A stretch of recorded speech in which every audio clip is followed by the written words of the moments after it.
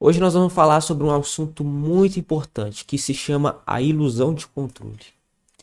Para quem assistiu Kung Fu Panda no primeiro filme, o Oogway, que é a tartaruga gigante, ela ensina sobre isso, né, sobre a ilusão de controle para o Shifu, né, que é aquele, enfim, não sei se ele é um hamster, um rato, sei lá, mas não sei se ele é um lembro também, mas ela ensina sobre isso. E eu quero dar ênfase a alguma coisa, a partes, algumas partes.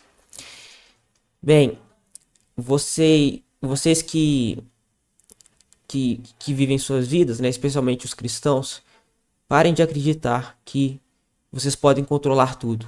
O que a gente pode controlar, as nossas decisões, sim, nós temos o livre-arbítrio, podemos tomar nossas próprias decisões, mas comparado ao que a gente não pode controlar, é isso aqui que a gente controla. Entendeu? Um exemplo. Eu, por exemplo, posso falar, eu vou no supermercado às, sei lá, 3h30. Eu vou no supermercado às 3h30 e vou chegar lá e comprar tudo às 3h50, por exemplo.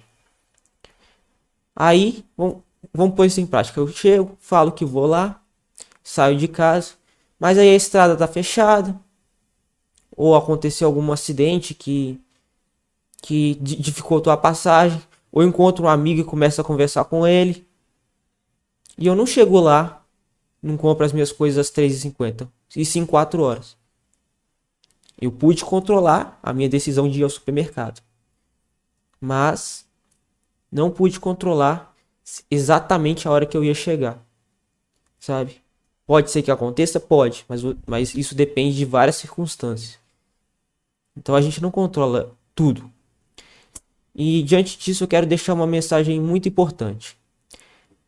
Vocês que planejam se casar e terem filhos, vocês que são cristãos e planejam casar e terem filhos, parem de pensar que se você criar seus filhos na palavra de Deus e tal, parem de pensar que seus filhos vão seguir Cristo. Não há garantia de que eles vão seguir. Não estou dizendo que não vão, mas não há garantia disso. Você pode criar seu filho na palavra e ele desviar.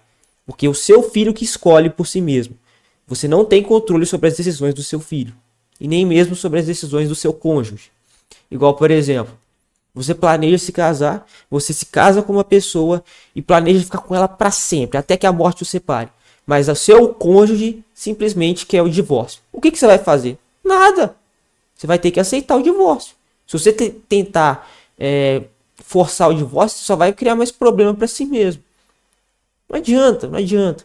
A gente não tem controle sobre as escolhas do outro. Eu, por exemplo, tenho um exemplo disso. Eu queria dar um conselho para uma menina adolescente. Não sei se ela já é maior de idade, né? Eu queria dar um conselho para uma menina adolescente lá no. Porque eu sei que ela tá namorando e ela é muito nova para namorar. Eu queria aconselhar e tal. E tudo. Não que eu proibisse de namorar, mas eu só queria aconselhar para esperar um pouco, para ter mais maturidade, porque ela ainda é muito nova. Mas o que aconteceu? Eu fui bloqueado. Eu fui bloqueado no celular, nem encontrei com ela, e eu fui completamente bloqueado, e agora não tem mais acesso a ela, sabe? Não posso ir onde ela estuda, porque me expulsaram de lá, e eu não tive controle, eu tive que deixar ela pra lá com as escolhas dela. Tá vendo? Eu queria aconselhar, mas eu pude? Não, não consegui aconselhar. A gente não tem controle total sobre nossa própria vida. A gente pode controlar a parte de nossas decisões, a gente pode. Mas para que elas se concretizem, aí é outra história. Ah, e outra coisa. A gente não pode controlar. A gente não tem controle total sobre nossas vidas, mas nós podemos controlar a nossa reação a elas. Então, se acontece alguma situação que você fica muito triste ou com raiva e tal e tudo, você pode controlar como você vai lidar com elas, para que isso não afete o seu emocional e você não guarde rancor. Claro que isso precisa da ajuda de Deus, mas você pode controlar sim a sua reação. Você não pode controlar a situação ao redor, mas a sua reação interna você pode controlar. Claro que com a ajuda de Deus. Igual, por exemplo, é desejo meu que todas as pessoas do mundo inteiro, né, também é desejo de Deus, né, sigam Jesus. Mas isso não é possível. Vamos reduzir isso um pouquinho. Vou falar da Shin Rae-san. Eu quero muito que a Shin Rae-san siga Jesus.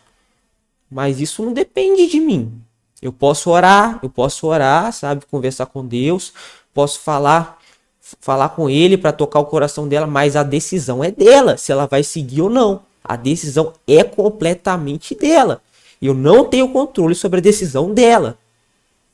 A gente não tem isso.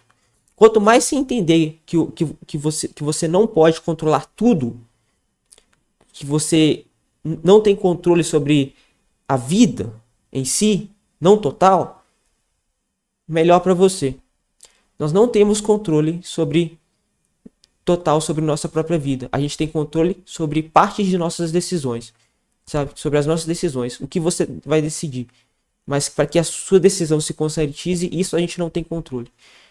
A gente, por exemplo, não tem controle, igual o Hugo fala, a gente não tem controle que, por exemplo, a gente plante uma semente de maçã e nasça um pêssego. Não vai sair um pêssego.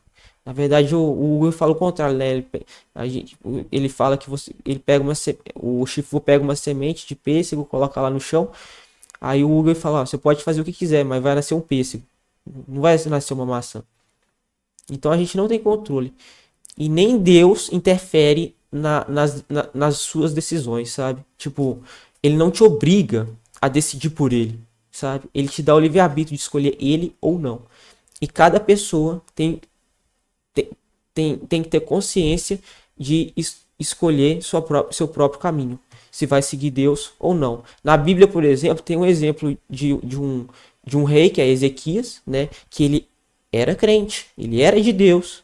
Apesar dele ter cometido um erro, mas ele era de Deus. Mas o seu filho não seguiu os caminhos do Senhor. Não seguiu os caminhos do Senhor. E foi um dos piores reinos de Judá. Isso está na Bíblia. Pesquisa lá. Rei Ezequias, o filho dele, rei Manassés. Então, aprendam isso. Nós não temos controle total sobre nossas vidas. Nós não temos. Eu, por exemplo, posso falar, eu quero ir lá na igreja. Se meu pai chega e fala, você não vai, eu não vou. Meu pai é autoridade. Quanto mais cedo entendemos isso, melhor pra gente. E uma última coisa. Um último exemplo. Muita gente já falou pra mim pra eu casar, ter uma família, ter meus filhos. Eu preferi seguir o celibato. E aí o povo teve que respeitar. Entende? Eu preferi seguir o celibato. Eu preferi isso, sabe? E o povo teve que respeitar. Ah, mas e se eu não tivesse nascido numa cultura onde é obrigatório o casamento? Se fosse obrigatório, pode até que ser que eu case. Mas quem garante que eu ia ser feliz nesse casamento arranjado? É muito melhor ter a sua liberdade, sabe? Você ser completamente livre para escolher entre um casamento ou celibato, sabe? E hoje em dia eu acho o celibato mais viável. Bem mais viável hoje em dia. Mas, né, não são todos os que escolhem. Eu já divulguei para muitas pessoas. Falei do celibato, falei que é um caminho bom, falei que é um caminho mais viável, falei sobre as vantagens. Mas a maioria delas preferiu não segui-lo. E, bom, é a escolha delas, eu não posso interferir. Mas eu prefiro, hoje em dia, que as pessoas sigam o celibato do que o casamento. Por quê? Isso fica para outro vídeo. Porque existem várias coisas, várias questões, vários sacrifícios que o casamento oferece, né? A responsabilidade que ele oferece, que hoje em dia está muito difícil segui-las. Mas eu sigo o celibato não por esse sacrifício, mas sim por missão, dom e porque acredito ser melhor para mim cuidar da igreja do que cuidar de uma família criada por mim. Cuidar da igreja, demonstrar o amor por esse mundo, ser luz. Eu fui chamado para isso. Eu acredito que qualquer pessoa consegue seguir o celibato se quiser. E assim, não é para todos, né? Não vai existir isso de todos serem celibatários. Mas eu acho um caminho mais viável. Justamente por causa dos sacrifícios que o casamento oferece, que hoje em dia é muito difícil, é muito complicado, né? Você passar por tudo isso e para no final ter um casamento saudável. Acontece? Acontece, mas é muito difícil, sabe? Então as pessoas têm que ter muita consciência quando vão se casar, porque é uma decisão que envolve várias responsabilidades, vários sacrifícios e várias coisas que eu, por exemplo, não estou disposto a seguir, né? E prefiro o celibato.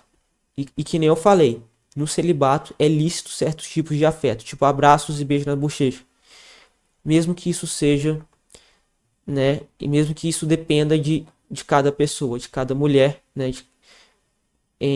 Que tem algumas que vão te dar liberdade para isso e outras que não. E tá tudo bem. Respeito a todos, respeito os limites de todos. Então, para finalizar, não temos controle total sobre nossas vidas, não temos controle sobre as escolhas de outras pessoas. E, mais uma vez, né, o celibato é um caminho muito importante que devia ser mais valorizado, pena que não é.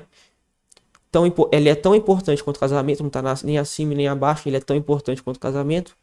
E o casamento envolve vários sacrifícios que se você está disposto, se você está disposto a aceitar, você tem que ter consciência plena do que é enfrentar um casamento, enfrentar assim, do que envolve as responsabilidades de um casamento. É isso.